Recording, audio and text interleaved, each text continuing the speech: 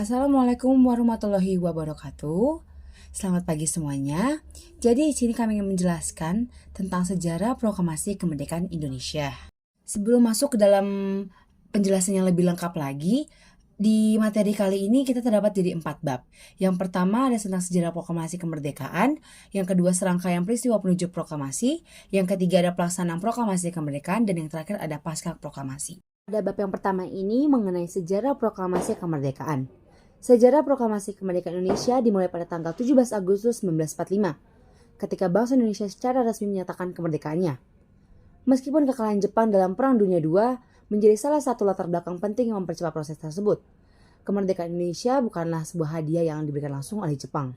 Peranan kekalahan Jepang dalam Perang Dunia II pada tanggal 6 Agustus 1945, sebuah bom atom dijatuhkan di atas kota Hiroshima, Jepang oleh Amerika Serikat, yang menurunkan moral dan semangat tentara Jepang di seluruh dunia.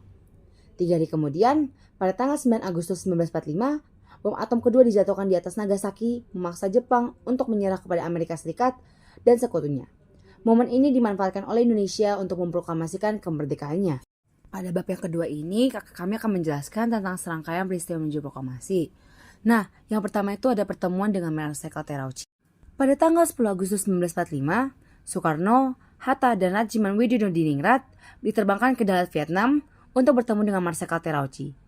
Mereka diberitahu bahwa pasukan Jepang berada di ambang kekalahan dan akan memberikan kemerdekaan kepada Indonesia. Pada tanggal 12 Agustus 1945, Marsikal Terauchi mengumumkan kepada Soekarno, Hatta, dan Rajiman bahwa pemerintahan Jepang akan segera memberikan kemerdekaan kepada Indonesia dan proklamasi kemerdekaan dapat dilaksanakan dalam beberapa hari. Yang kedua, ada tentang desakan dan peristiwa Rengas Dengklok. 2 hari setelah pertemuan di Dalat, saat Soekarno, Hatta, dan Rajiman kembali ke tanah air dari Dalat, Sultan Syahrir mendesak Soekarno untuk segera memproklamasikan kemerdekaan.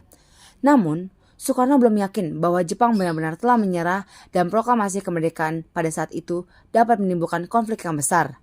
Pada tanggal 14 Agustus 1945, Jepang menyerah kepada Sekutu, namun masih memegang kekuasaan di Indonesia. Nah, sebelum peristiwa Rengas Dengklok terjadi, pada tanggal 15 Agustus 1945, golongan muda yang dipimpin oleh Khairul Saleh mengadakan rapat di Pegangsaan Timur, Jakarta, terkait kapan proklamasi kemerdekaan Indonesia dikumandangkan. Dalam rapat disepakati bahwa kemerdekaan Indonesia adalah keputusan rakyat Indonesia, bukan Jepang. Pada tanggal 16 Agustus 1945, peristiwa Rengas Dengklok terjadi. Para pemuda pejuang yang dipimpin oleh Khairul Saleh bersama Sukarni, Wikana, Sudarso Singgi, dan lainnya membawa Soekarno dan Hatta ke Rengas Dengklok. Tujuannya adalah agar Soekarno dan Hatta tidak dipengaruhi oleh Jepang. Di sana, mereka meyakinkan Soekarno bahwa Jepang telah menyerah dan para pejuang Indonesia siap untuk melawan Jepang. Akan tetapi, keinginan dari golongan muda mendapat tentang dari golongan tua yang dipimpin oleh Soekarno. Golongan tua berpendapat bahwa proklamasi akan diputuskan melalui sidang Panitia Persiapan Kemerdekaan Indonesia atau PPKI. Setelah didesak di hadapan Sudarso Singgi, salah satu tokoh golongan muda, Soekarno bersedia memproklamasikan kemerdekaan setelah kembali ke Jakarta. Nah, di bab selanjutnya ini ada mengenai pelaksanaan proklamasi kemerdekaan. Yang pertama itu penyusunan teks proklamasi. Setelah peristiwa Rengas Dengklok, Soekarno dan Hatta kembali ke Jakarta dan mereka bertemu dengan Mayor Jenderal Osugi Nishimura, Kepala Departemen Urusan Umum Pemerintah Militer Jepang. Nishimura mengemukakan bahwa Jepang harus menjaga status quo dan tidak dapat memberi izin untuk mempersiapkan proklamasi kemerdekaan Indonesia seperti dijanjikan oleh Marsikal Terauchi di Dalat. Soekarno dan Hatta menyesali keputusan tersebut dan menuju ke rumah Laksamana Maeda untuk melakukan rapat guna menyiapkan teks proklamasi. Penyusunan teks proklamasi dilakukan oleh Soekarno, Muhammad Hatta, Ahmad Subarjo, dan disaksikan oleh Soekardi, B.M. Diah, Sudiro, dan Sayuti Melik. Teks proklamasi ditulis oleh Insinyur Soekarno sendiri. Setelah selesai disepakati, Sayuti Melik menyalin dan mengetik teks tersebut menggunakan mesin tik milik Mayor Dr. Hermanto Kusumo Broto, yaitu dari kantor perwakilan Angkatan Laut Jerman.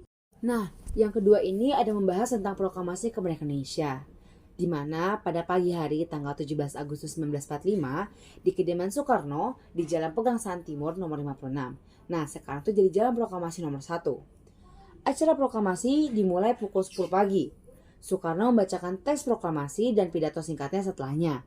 Kemudian, bendera merah putih yang dijahit oleh Ibu Fatmawati dikibarkan oleh seorang prajurit peta bernama Latif Hadraningrat yang dibantu oleh Suparjo dan seorang pemudi yang membawa penampalan berisi bendera merah putih.